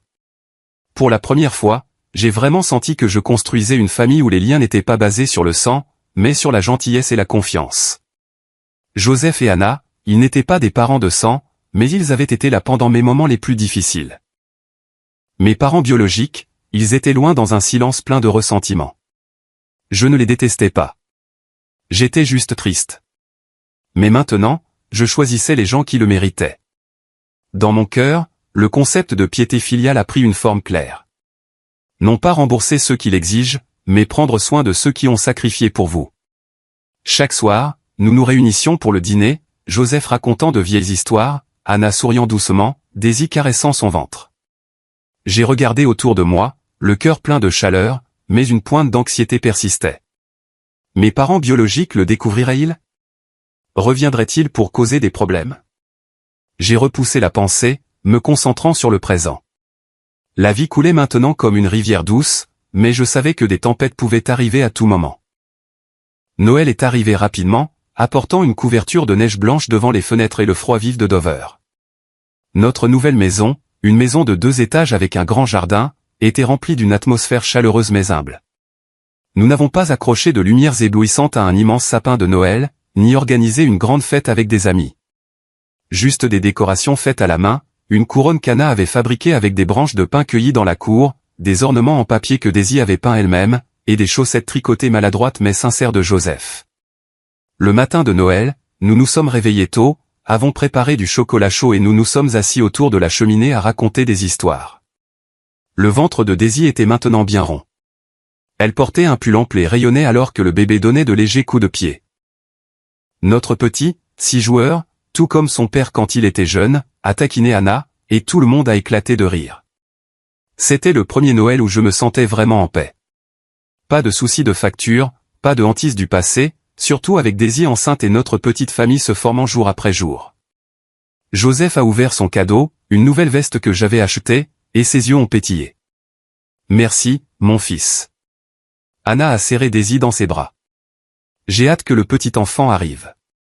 J'étais assis là, le cœur plein de gratitude, pensant qu'enfin la vie avait été juste avec moi. Mais cette paix a été soudainement brisée comme un courant d'air froid soufflant par une porte entr'ouverte. C'était en fin d'après-midi de Noël, la neige tombait dru, le vent hurlait dehors. Nous étions réunis autour de la table pour un simple dîner de poulet rôti et de pudding fait maison par Anna quand on a frappé à la porte. Fort et insistant, pas le tapotement amical d'un voisin. Mon cœur s'est serré. Un mauvais pressentiment m'a envahi. Je suis allé à la porte moi-même. En l'ouvrant, je me suis figé. Kenneth et Louise Collins, mes parents biologiques, se tenaient là, leurs manteaux saupoudrés de neige, les visages rougis par le froid. Sans prévenir, sans y être invités, ils sont entrés sans attendre, apportant avec eux une légère odeur d'alcool et un air évident de surveillance jalouse. Les yeux de papa ont immédiatement balayé la maison, les parquets en bois poli, la cheminée chaleureuse, les meubles simples mais confortables, et enfin la présence de Joseph et Anna à table. Alors, c'est ta nouvelle maison. Assez luxueuse, hein, a-t-il dit, le sarcasme dégoulinant de ses premiers mots. J'ai essayé de rester calme, fermant la porte, mon cœur battant la chamade. Pourquoi cette visite soudaine? Entrez. Il fait froid. Ils sont entrés, enlevant leurs manteaux, mais l'atmosphère dans la maison est soudainement devenue lourde comme du plomb. Daisy s'est levée pour les saluer, sa grossesse bien visible, mais mes parents n'ont fait qu'un signe de tête froid. Anna et Joseph ont échangé un regard et les ont poliment invités à s'asseoir, mais la tension était palpable. Papa s'est assis, ses yeux balayant la pièce. Regarde-toi vivre la grande vie maintenant. Grande maison, belle chose. Tu achètes la loyauté des gens, hein? Tu montres ta richesse comme ça? Ces mots ont coupé comme un couteau, visant clairement Joseph et Anna, comme s'ils étaient la loyauté achetée. Maman a ajouté d'un ton de reproche, en jetant un coup d'œil à Daisy. C'est vrai. Depuis que tu as commencé à dépendre de la famille de ta femme, tu as tourné le dos à ta vraie famille. Pas d'appel, pas de nouvelles, et maintenant tu as même fait emménager tes beaux-parents. Que sommes-nous pour toi? Mon cœur s'est emballé, le sang me montant à la tête. L'air dans la pièce s'est rapidement épaissi, tendu comme une bombe à retardement. Je pouvais sentir chaque regard, chaque respiration lourde, comme si un mot de travers ferait tout exploser. J'ai essayé de rester calme, baissant la voix autant que possible tout en la gardant claire et ferme. S'il vous plaît, asseyez-vous et parlons, mais laissez-moi dire ceci d'abord. J'ai besoin d'un respect de base dans cette maison. Daisy est enceinte, et je ne tolérerai aucun mot ou acte qui la blesse, elle ou qui que ce soit ici. Joseph et Anna étaient assis tranquillement sur le canapé. Je pouvais voir l'inquiétude dans leurs yeux, le malaise de personnes qui ne faisaient pas partie de ce conflit, mais qui y étaient entraînées malgré elles. Anna a doucement serré la main de son mari. Joseph a baissé les yeux, évitant le regard de mon père. Ils n'ont rien dit, mais leur silence était plus lourd que n'importe quelle réfutation. Mon père a laissé échapper un rire méprisant, court et dégoulinant de moquerie. Respect? Tu tournes le dos à ta famille, à ton frère, et maintenant tu me parles de respect. Les accusations ont fusé sans relâche, sans preuve ni écoute. Il a fulminé sur mon ingratitude, ma trahison, le fait de vivre au crochet de la famille de ma femme, de déshonorer le nom de la famille. Chaque phrase était comme une lame émoussée, ne tuant pas instantanément, mais coupant profondément et prolongeant la douleur. Puis tout a dégénéré. Papa s'est levé d'un bond de sa chaise. Son visage était rouge, la forte odeur d'alcool remplissant l'air. Il s'est tourné vers Joseph et Anna, le bras levé et tremblant de rage. Il a craché, la voix pleine de mépris.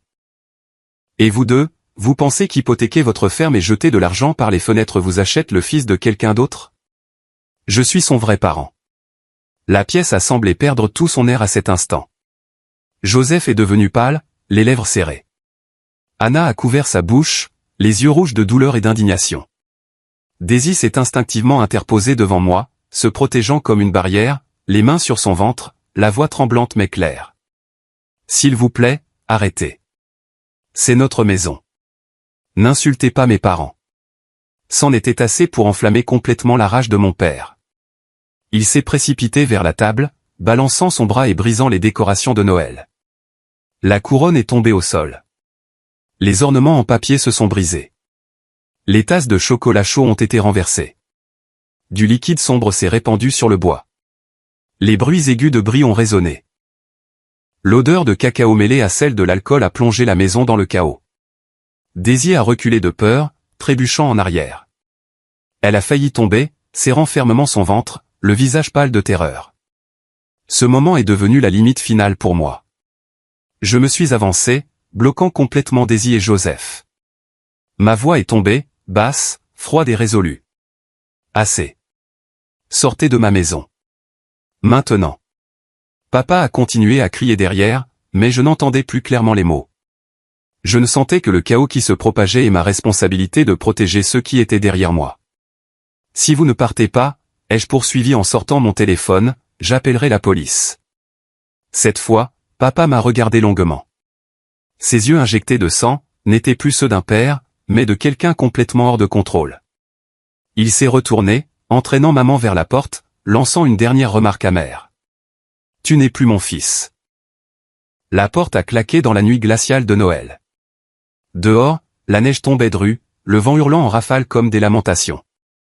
À l'intérieur, tout est tombé dans un silence de mort. Je suis resté figé sur place, respirant lourdement. Mon cœur était un enchevêtrement d'émotions, colère, douleur, perte. Mais sous tout cela, il y avait un sentiment clair et indéniable. À partir de ce moment, j'ai compris que la famille que je choisissais de protéger n'avait pas de place pour ceux qui causaient du mal, peu importe le titre qu'ils portaient. Je me suis retourné pour regarder Daisy et mes beaux-parents. Ils étaient toujours là, secoués, effrayés, mais en sécurité. Et pour la première fois, j'ai su que j'avais choisi le bon côté. La porte s'est refermée derrière mes parents biologiques avec un claquement retentissant qui a résonné dans la nuit glaciale de Noël, comme une fin irréversible. La neige tombait drue dehors, le vent hurlant à travers les fissures. Mais à l'intérieur de la maison, l'atmosphère est restée lourde, comme un nuage sombre qui ne s'était pas dissipé. Je suis resté là un moment, respirant lourdement, ma main serrant toujours le téléphone, prêt à appeler la police s'il revenait. Mais il n'y a plus eu de coups, seulement le crépitement de la neige sur le toit. Je suis retourné dans le salon où les débris des décorations de Noël gisaient éparpillés sur le sol. Des morceaux brisés de la couronne, du cacao renversé qui formait des flaques partout, et la légère odeur persistante d'alcool de mon père. Daisy était assise sur le canapé, les mains agrippant son ventre de femme enceinte, le visage pâle et tremblant. Joseph et Anna se tenaient à ses côtés, lui tapotant l'épaule, elle chuchotant des prières. « Ça va, chérie ?» Je me suis précipité vers Daisy, m'agenouillant devant elle, caressant doucement son ventre. Elle a hoché la tête faiblement. « Ça va. Juste peur. » Mais soudain, son visage s'est tordu de douleur, ses mains serrant plus fort son ventre. « Nick, j'ai tellement mal au ventre. Je crois que je suis en train d'accoucher. » Les contractions sont venues vite et intensément, incontrôlables. Daisy s'est recroquevillée, haletant, la sueur perlant sur son front. Mon cœur a failli s'arrêter. J'ai immédiatement réalisé que Daisy entrait en travail prématurément, avec 2 semaines d'avance. Le médecin avait dit que le bébé arriverait au début de la nouvelle année. Mais maintenant, en cette nuit de Noël, après le chaos qui venait de se dérouler, son esprit était encore sous le choc. « Daisy, tiens bon, chérie !» ai-je crié, la voix tremblante. Il n'y avait pas de temps pour la panique ou pour s'attarder sur ce qui s'était passé. Je me suis tourné vers Joseph et Anna. « Maman, papa, aidez-moi. On doit l'emmener à l'hôpital maintenant. » Joseph a hoché la tête, son visage pâle mais composé. « Je vais chercher la voiture. » Anna s'est précipitée pour chercher un manteau pour Daisy, sa voix tremblante. « Reste calme, ma chérie. Dieu te protégera. » Nous avons rapidement aidé Daisy à se lever, l'enveloppant dans une couverture chaude. Son ventre se contractait sans relâche. Des gémissements de douleur remplissaient la maison. Je l'ai portée jusqu'à la voiture, la neige tombant sur nos têtes, le vent mordant froid contre notre peau. Comment avais-je pu laisser cela arriver? Comment avais-je pu laisser un conflit familial l'affecter à un moment si vulnérable? Nous avons foncé vers l'hôpital le plus proche, à environ 15 minutes. La nuit de Noël était glaciale. Les rues étaient vides, éclairées seulement par de faibles lampadaires et recouvertes de neige blanche. J'ai appuyé sur l'accélérateur, les mains agrippant le volant, jetant un coup d'œil dans le rétroviseur à Daisy allongée à l'arrière. Joseph soutenant sa tête, Anna priant sans cesse. « Reste calme, chérie. Respire profondément », la rassurai-je, essayant de garder une voix stable malgré la peur qui me serrait le cœur. L'hôpital est apparu dans l'obscurité, ses néons brillant vivement. J'ai freiné brusquement à l'entrée des urgences et j'ai crié « à l'aide ». Ma femme est en travail prématuré. Des infirmières se sont précipitées avec un fauteuil roulant pour Daisy. Combien de semaines? Des complications, ont-elles demandé rapidement en l'emmenant. 32 semaines, mais elle vient de subir un choc, ai-je répondu, la voix paniquée. Daisy a été emmenée directement en salle d'accouchement. Les portes se sont refermées derrière elle. Joseph, Anna et moi sommes restés dans le couloir de l'hôpital, attendant dans une anxiété totale. Le couloir était froid et stérile, rempli de la forte odeur de désinfectant et du bip des machines. Je faisais les 100 pas, les mains serrées, la sueur froide coulant malgré le froid. « Mon fils, assieds-toi » a dit Joseph, essayant de rester calme pour m'encourager. Il m'a tapoté l'épaule. « Daisy est forte et Dieu veillera sur elle. » Anna était assise à proximité, égrenant son chapelet, priant sans cesse. « Seigneur, s'il vous plaît, protégez ma fille et son bébé » chuchotait-elle encore et encore, les yeux fermés. Je me suis assis, l'esprit en ébullition. Combien de temps s'était écoulé? 1 heure? 2? Chaque minute semblait un siècle. J'ai pensé au bébé, si petit, pas à terme. Tout irait-il bien? Et Daisy, combien de douleurs endurait-elle? Le remords a de nouveau surgi. La nuit de Noël était censée être paisible. Maintenant, elle s'était transformée en cauchemar à cause de mes parents biologiques. Après des heures de tension, 3 heures interminables, les portes de la salle d'accouchement se sont ouvertes. Le médecin est sorti, enlevant son masque avec un sourire fatigué. Félicitations. C'est une petite fille en bonne santé. La mère et l'enfant sont saufs. Le premier cri du nouveau-né a résonné de l'intérieur, brisant toute peur et épuisement. Mon cœur a éclaté. Les larmes ont coulé sur mon visage. Anna a remercié Dieu et a pleuré aussi. Joseph m'a serré fort dans ses bras. On nous a permis d'entrer pour les voir. Daisy était allongée là, épuisée mais radieuse, les cheveux humides de sueur, les yeux brillants. « Nick, laisse-moi voir notre fille », a-t-elle chuchoté en me serrant la main. L'infirmière a apporté le bébé, un tout petit être, la peau rose, les yeux bien fermés, pleurant doucement. Pour la première fois, j'ai tenu notre enfant dans mes bras, l'approchant pour que Daisy la voie, ressentant un sentiment écrasant de responsabilité et d'amour que je n'avais jamais connu auparavant. Elle était si légère, si chaude, et j'ai chuchoté, « Vivien, la petite fille de papa ». C'était le nom que nous avions convenu il y a longtemps, une promesse d'un nouveau départ. Vivien, signifiant « vie », après toutes les tempêtes. Daisy m'a tenu la main et a chuchoté, toute cette douleur en valait la peine. Regarde comme elle est adorable. J'ai hoché la tête, les larmes coulant. Mes beaux-parents se tenaient tranquillement, regardant leur petite fille, les yeux embués de fierté et d'accomplissement, ne disant rien mais rayonnant de contentement. Joseph a doucement caressé les cheveux du bébé. Elle ressemble à Daisy quand elle était petite. Anna a pleuré des larmes de joie. La petite chambre d'hôpital est devenue le monde paisible de notre famille, complètement séparée des conflits extérieurs. Nous sommes restés assis là, oubliant la nuit de Noël chaotique, oubliant mes parents biologiques, oubliant la neige froide derrière les fenêtres. Il n'y avait que Vivien, notre petit bébé, pleurant pour du lait, et des rires doux remplissant l'air. Dans les jours qui ont suivi, l'hôpital est devenu notre maison temporaire. Daisy avait besoin d'être surveillée à cause de l'accouchement prématuré, et Vivien aussi. Elle était petite mais forte, ayant juste besoin de chaleur supplémentaire. J'ai pris quelques jours de congé de la salle de sport pour rester à l'hôpital à plein temps. J'ai savouré chaque moment simple. Changer la couche de Vivien avec des mains maladroites mais aimantes, lui chanter une berceuse de ma voix rauque, la regarder bâiller, voir Daisy sourire faiblement mais rassurer en allaitant notre fille. Elle te ressemble, a taquiné Daisy, et nous avons ri. Joseph et Anna se relayaient pour apporter de la nourriture de la maison. De la soupe de poulet chaude, des fruits frais. Mange, ma chérie.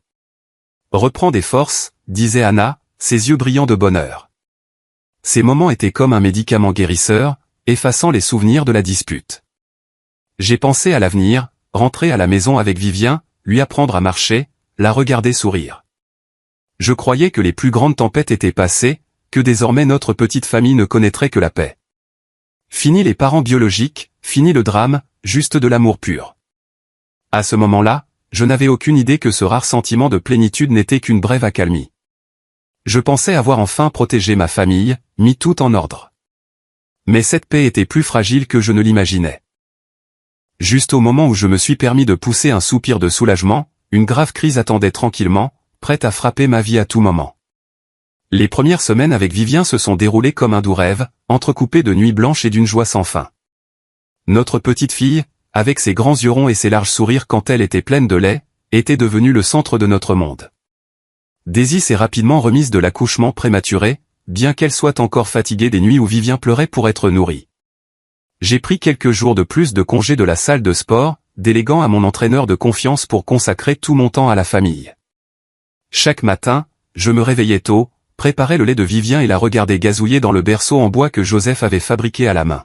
« Dors bien, la fille de papa », chuchotais-je, le cœur plein de chaleur. Anna aidait Daisy à cuisiner du porridge nutritif, sa voix douce. « Mange, ma chérie. Reste forte pour le bébé. » Joseph s'occupait de réparer de petites choses dans la maison, le robinet qui fuyait, la fenêtre qui grinçait, souriant gentiment. C'est une nouvelle maison. Elle a besoin d'un peu de soin. Nous vivions à un rythme plus lent, sans précipitation ni pression.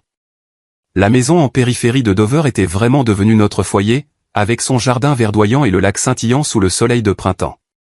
Un mois s'est écoulé en un clin d'œil. Vivien était devenu plus potelé, ses joues roses, et nous avons décidé d'organiser une petite fête pour son premier mois, non pas pour nous montrer, mais simplement pour marquer cette étape de notre parcours de parents. La fête était intime, organisée dans notre nouvelle maison avec peu d'invités, juste la famille proche et une poignée d'amis, 2 entraîneurs de la salle de sport, une collègue de Daisy et un couple de voisins sympathiques. Nous avons décoré simplement, des ballons rose pâle suspendus lâchement, une table à manger avec un gâteau fait maison. Anna l'a cuit, Daisy l'a décorée avec des fruits frais. Pas de vin cher, pas de musique forte, juste des rires joyeux et l'arôme des pâtisseries remplissant l'air. Daisy portait une robe ample, tenant Vivien, rayonnante. Aujourd'hui, c'est ton jour, ma chérie. Le bébé dormait paisiblement dans les bras de tout le monde, ses joues potelées inconscientes d'être la star de la fête. Le rire de Daisy a retenti alors qu'elle racontait les pleurs nocturnes de Vivien. Au milieu de la nuit, elle se réveille en pleurant et Nick tâtonne, mettant la couche à l'envers. Tout le monde a éclaté de rire. Joseph a applaudi, « Mon fils, j'étais pareil à l'époque. » Anna regardait sa petite fille avec des yeux embués et heureux. Elle ressemble à Daisy quand elle était petite. La vue de Vivien dormant profondément, passant de bras en bras, a rempli la maison de vie. Je me tenais dans un coin, observant la scène avec un rare sentiment d'accomplissement. Les derniers mois tumultueux, de la pandémie au rejet par mes parents biologiques, en passant par le mariage chaotique et le Noël désastreux, me semblaient maintenant lointains. Croyant que notre petite famille était enfin entrée dans un chapitre paisible, je me suis dit, j'ai réussi. Rien ne peut plus détruire ça. Nous avons coupé le gâteau, porté un toast à la santé de Vivien, et la fête s'est terminée par des rires chaleureux. En partant, les amis ont dit, ta famille est si heureuse, Nick. J'ai serré Daisy dans mes bras. Merci pour tout. La nuit tombée, tout le monde s'est progressivement retiré. Joseph et Anna sont allés dans leur chambre au rez-de-chaussée, fatigués mais contents. La journée a été longue. Bonne nuit, mon fils. Daisy a endormi Vivien dans notre chambre. Le bébé a gazouillé un instant avant de s'endormir. J'ai éteint les lumières, je me suis allongé à côté de ma femme, écoutant la respiration régulière de la mère et de la fille. La maison s'est installée dans un silence rare après une journée riche en émotions. Dehors, une douce brise printanière faisait bruire les feuilles. Je suis resté éveillé un moment, pensant à l'avenir. Comment Vivien grandirait-elle, joueuse ou douce? La salle de sport était florissante. Peut-être que j'ouvrirais une nouvelle succursale. Rempli d'espoir, j'ai fermé les yeux et je suis tombé dans un sommeil profond. Mais vers minuit, mon téléphone a soudainement sonné, la vibration perçant le silence. Je me suis réveillé en sursaut, attrapant le téléphone sur la table de nuit. L'écran affichait Louise Collins, ma mère biologique. Mon cœur a fait un bond. La dernière fois que nous avions parlé, c'était cette nuit de Noël chaotique où elle avait pleuré et supplié avant qu'on lui demande de partir. Maintenant, au milieu de la nuit, que pouvait-elle vouloir? J'ai hésité, mais j'ai répondu. Pourquoi appelles-tu si tard? Sa voix est venue, tremblante et brisée, pas cohérente. Nick, toi et la famille.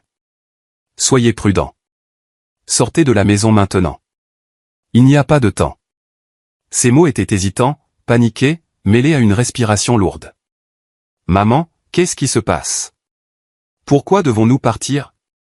Je me suis assis, la voix pressante, mais elle n'a fait que répéter, sortez maintenant. Écoute-moi. Puis l'appel s'est coupé brusquement, laissant un long bip. J'ai rappelé immédiatement, mais ça a sonné sans fin, sans réponse.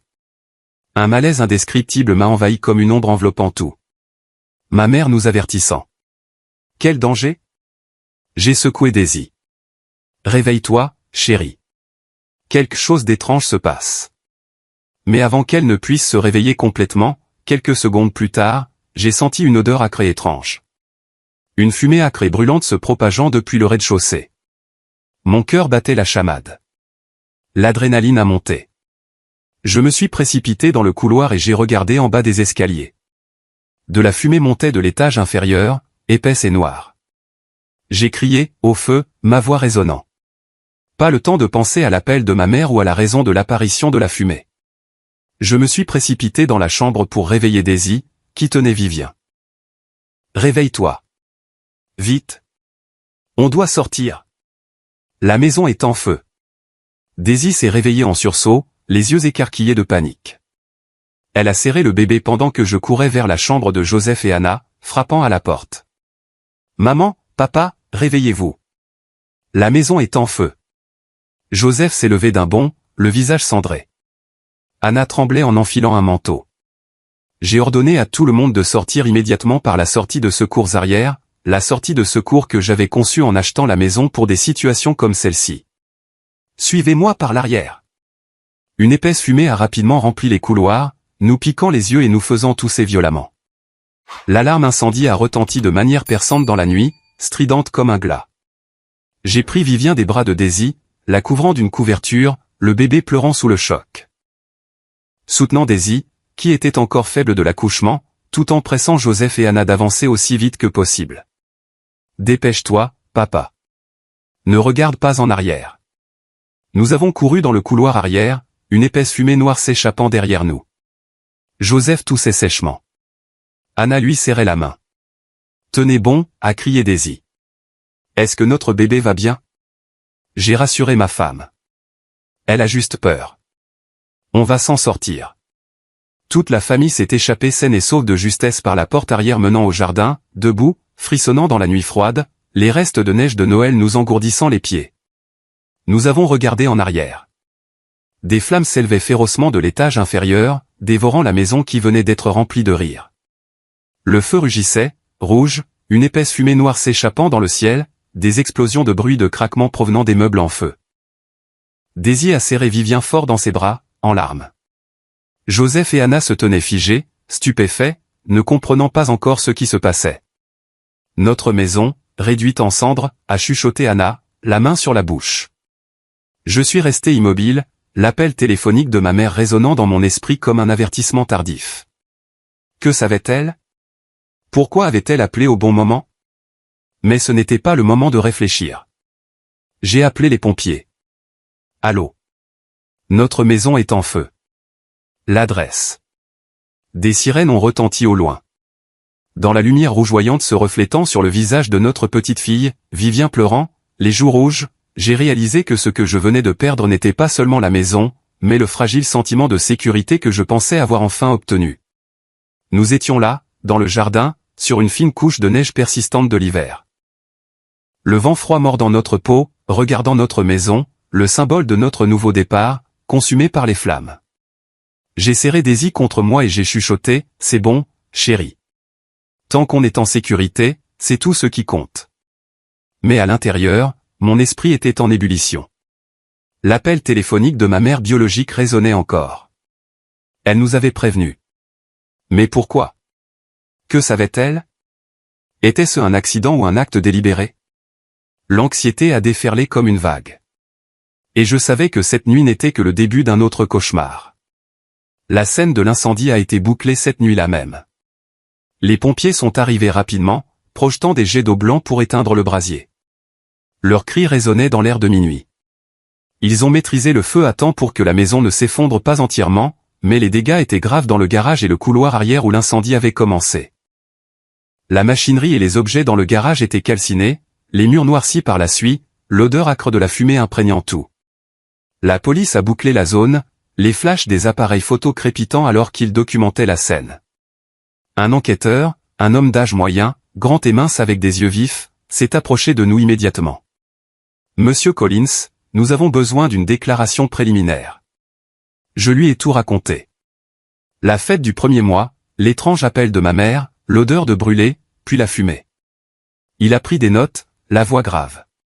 Cela ne ressemble pas à un accident normal. Nous allons enquêter. On nous a emmenés dans un hôtel voisin pour un hébergement temporaire. Le lendemain matin, l'enquêteur est revenu avec les premières conclusions. Signe d'incendie criminel. Ils ont détecté des traces d'accélérateur comme de l'essence ou de l'huile dans le garage. Un point d'allumage non naturel avec des preuves de départ intentionnel, pas de défaut électrique ou d'accident ordinaire. Quelqu'un a délibérément ciblé votre famille, a-t-il dit sèchement. Mon cœur s'est serré. Quelqu'un de délibéré. J'ai remis toutes les images de sécurité, la caméra de la sonnette avant et la caméra du garage à l'arrière. Nous nous sommes assis dans la chambre d'hôtel pour visionner la vidéo sur l'ordinateur portable de la police. Des images granuleuses sous la lumière des lampadaires, une silhouette coiffée d'une casquette de baseball et d'un masque, grande et mince, apparaissant près du garage à l'heure exacte de l'incendie. Il a versé subrepticement quelque chose, probablement l'accélérateur, puis l'a allumé et s'est enfui. Une voiture garée à proximité, une vieille berline gris argentée, est partie en trombe. La démarche et la voiture m'ont glacé le sang. Et elles étaient trop familières. C'était la carrure de mon père, Kenneth. Et la voiture correspondait à celle qu'il conduisait toujours. Reconnaissez-vous quelqu'un, a demandé l'enquêteur. J'ai hoché la tête en tremblant. Cet homme pourrait être mon père. Les mots ont coupé comme un couteau, mais les preuves étaient claires. L'anxiété a monté en flèche. Si c'était lui, pourquoi? Quel motif? Après l'incendie, notre famille a temporairement déménagé dans une petite maison louée à proximité. Un bungalow modeste en périphérie de Dover, assez sûr et calme pour Daisy et le bébé Vivien. Pas aussi luxueux que l'ancienne villa, mais avec une petite cour, des chambres confortables, et surtout, loin de la scène de l'incendie. Nous avons récupéré ce que nous pouvions descendre. Quelques vêtements, des photos de famille, le berceau de Vivien, le cœur serré. Daisy a subi un traumatisme psychologique à cause du choc. Les premières nuits, elle se réveillait en sursaut, imaginant l'odeur de la fumée, s'asseyant en panique, serrant toujours Vivien contre elle. Joseph et Anna Miller étaient encore sous le choc de l'incendie de la maison. En tant que personnes âgées, ils ont essayé de réconforter et d'aider Daisy à s'occuper de Vivien. Joseph portant le bébé dans la cour, chantant des berceuses de sa voix profonde. Anna cuisinant de la soupe, nettoyant la maison, la voix tremblante. Dieu nous protégera. Mais leurs yeux étaient rouges en pensant à la maison perdue où ils avaient commencé une retraite paisible. Pendant ce temps, j'ai coopéré étroitement avec les autorités pour découvrir la cause de l'incendie. Chaque jour, je me rendais au poste de police pour fournir plus de détails, l'histoire du conflit avec mes parents biologiques. Du refus sec au mariage humiliant en passant par le Noël chaotique. Ils étaient jaloux de ma nouvelle maison, de notre vie stable, ai-je dit amèrement. L'appel d'avertissement de ma mère est devenu la clé. J'ai conduit avec l'enquêteur jusqu'à Alexandria, en Virginie, à sa maison. Elle a ouvert la porte, le visage pâle, les yeux rouges comme si elle n'avait pas dormi. Nous nous sommes assis dans le salon familier où j'avais autrefois été rejeté et je l'ai interrogé. Que saviez-vous de l'incendie? Pourquoi avez-vous appelé juste au moment où cela nous est arrivé? Louise a d'abord éludé, la voix bégayant. J'étais juste inquiète pour vous. J'ai eu un mauvais pressentiment. Mais sous la pression, elle a paniqué. Ses déclarations étaient contradictoires. Je ne sais rien, ou, c'était juste un sentiment. Finalement, elle s'est effondrée, pleurant, avouant une partie de la vérité. Elle n'avait pas mis le feu elle-même, mais avait entendu Kenneth dire des choses terrifiantes avant de partir. Voyons s'il peut garder cette maison. Il doit payer pour son infidélité. Elle a appelé pour avertir parce qu'elle sentait que quelque chose de grave allait se produire, mais il était trop tard. Il était déjà parti. Sa déclaration était la dernière pièce du puzzle. Kenneth a été arrêté peu après, se cachant dans un motel à des centaines de kilomètres, près de la frontière de la Virginie. Il a été accusé d'incendie criminel et de mise en danger de la vie d'autrui. Pendant l'interrogatoire, il a encore essayé de me blâmer, grognant, c'est lui l'infidèle. Je lui donnais juste une leçon. Mais les preuves se sont accumulées. Empreinte digitale sur une boîte d'accélérateur trouvée près de la Seine. Caméra de rue capturant sa voiture près de Dover cette nuit-là. Et le témoignage de Louise. Le mobile était clair. Jalousie et contrôle. Il ne pouvait pas supporter de me voir réussir tout en ignorant ma famille de naissance, vivant heureux avec mes beaux-parents. Avec des preuves complètes, il a fait face à des poursuites pénales, plus une ordonnance de non-contact avec ma famille en attendant le procès. J'ai reçu les papiers, ressentant un mélange de soulagement et de douleur. Mon père biologique, autrefois un pilier, maintenant un prisonnier. Le procès a eu lieu quelques mois plus tard dans un tribunal du Delaware. L'atmosphère était tendue, pleine de suspense, comme dans un film policier. J'étais assis sur le banc des témoins, Daisy à mes côtés, tenant une Vivien qui riait, inconsciente de tout. Kenneth était assis sur le banc des accusés, décharné et évitant tout contact visuel. Le procureur a présenté les preuves, vidéos de sécurité, témoignages de Louise, traces d'accélérateur. L'avocat de la défense a essayé de plaider. Il a perdu le contrôle dans un moment de colère, une explosion émotionnelle temporaire. Mais le jury n'a pas été convaincu. Après 3 jours de plaidoirie, le verdict, Kenneth a été condamné à 12 ans de prison, à une indemnisation complète des dommages, des centaines de milliers de dollars pour la maison incendiée, et à un casier judiciaire permanent. Une chute humiliante pour quelqu'un qui vivait pour les apparences. Lui qui s'était autrefois vanté du mariage d'Harrison et de l'honneur de la famille, baissait maintenant la tête devant le tribunal. Je l'ai regardé, le cœur serré mais sans regret. Il s'est tourné vers moi une dernière fois, les yeux rouges. « Nicolas, je suis désolé, mon fils. » Mais il était trop tard. Ma mère s'est vraiment réveillée pour la première fois après le procès. Elle a réalisé qu'elle était restée silencieuse trop longtemps, laissant le favoritisme et la domination de son mari tout détruire. Elle a demandé une rencontre par l'intermédiaire de l'avocat, trop effrayée pour venir directement. Nous nous sommes rencontrés dans un café neutre. Elle était assise en face de moi, les mains tremblant sur sa tasse de thé. « Nick, je suis désolé. J'ai choisi le mauvais côté. Et je t'ai perdu », a-t-elle pleuré, racontant des années à endurer silencieusement Kenneth, a donné la priorité à Harrison pour éviter sa colère. J'ai écouté, le cœur un enchevêtrement de douleur et d'épuisement. Je n'ai pas riposté avec des mots ni revisité le passé. J'ai parlé lentement, assez calmement pour qu'elle comprenne que ce n'était pas une colère passagère. Maman, je ne te déteste pas, mais pour moi maintenant, la sécurité de Daisy et Vivien est la priorité absolue. Si tu veux vraiment arranger les choses, cela doit commencer par le respect de mes limites. Pas de demande, pas de manipulation, et pas d'utilisation d'Harrison pour me faire pression. Maman a baissé la tête, les larmes tombant en silence. Après un moment, elle a parlé, la voix tremblante mais plus claire. Je sais que je suis restée silencieuse trop longtemps. J'ai laissé les choses aller trop loin. Je n'ose pas demander pardon tout de suite. J'espère juste que tu me donneras une chance de recommencer, petit à petit, d'une manière qui soit sûre pour toi. Elle a hoché la tête comme pour se le rappeler. Je promets que je respecterai ce que tu as dit. Nous nous sommes serrés dans les bras une dernière fois. Pas de ressentiment persistant, mais pas encore la paix.